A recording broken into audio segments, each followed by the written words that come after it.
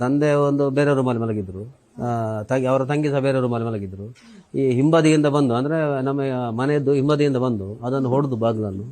ತಂದೆ ಒಂದು ಕಡೆಯಲ್ಲಿ ಮಲಗಿದ್ರು, ಇವರು ಒಂದು ಕಡೆ ಮಲಗಿದ್ರು. ಆ ತಂದೆಗೆ ಚಪ್ಪಡಿಗಳು ಹಾಕಿದ್ದಾರೆ ತಲೆಗೆ. ಅದು ಜಜ್ಜಿ ಇದಾಗಿ ಹೀಗೆ ನೆಲಕ್ಕೆ ಟಚ್ ಆಗಿ ಉಂಟಲ್ಲ, ಒಂದು ನದಿಯಲ್ಲಿ ನೀರು ಇದಾಗಿ ಹೋಗಿದೆ ಎಲ್ಲ. ಇವರು ಸಹ ಇವರಿಗೆ ಯಮುನ ನಮ್ಮ ಅತ್ತೆಗೆ ಉಂಟಲ್ಲ, ಆ ರುಬ್ಬಕಲ್ಲನ್ನು ಹಾಕಿದ್ದಾರೆ.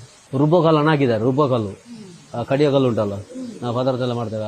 ಅದರ ರುಬ್ಬಕಲ್ಲು, ಅದನ್ನು ಕಂಜಿ ಅಂತ ಹೇಳಿ ಶುರುವಾಗಿ ನಾವು ಅದನ್ನು ಅವರ ತಲೆಗೆ ಹಾಕಿ ಅದನ್ನು ಸಹ ಅದು ಜಜ್ಜಿ ರಕ್ತ ಎಲ್ಲ ನದಿಯಲ್ಲಿ ನೀರು ಹೋದಾಗಿ ಹೋಗಿದೆ. ಏನಾದ್ರು ಮನೇಲಿ ಏನಾದ್ರು ಕಳ್ತನ ಆತರ ಏನಾದ್ರು ಆಗಿದೆ? ಹೌದೌದು, ಕಳ್ತನ ಆಗಿದೆ. ಅಂದ್ರೆ ಅವರು ಕಳ್ತನ ಅಂತ ಹೇಳಿದಲ್ಲ, ಆ ಕಳ್ತನ ಆಗುವ ರೀತಿಯಲ್ಲಿ ಅದನ್ನು ವರ್ಣನೆ ಮಾಡಿದ್ದಾರೆ ಅಷ್ಟೇ.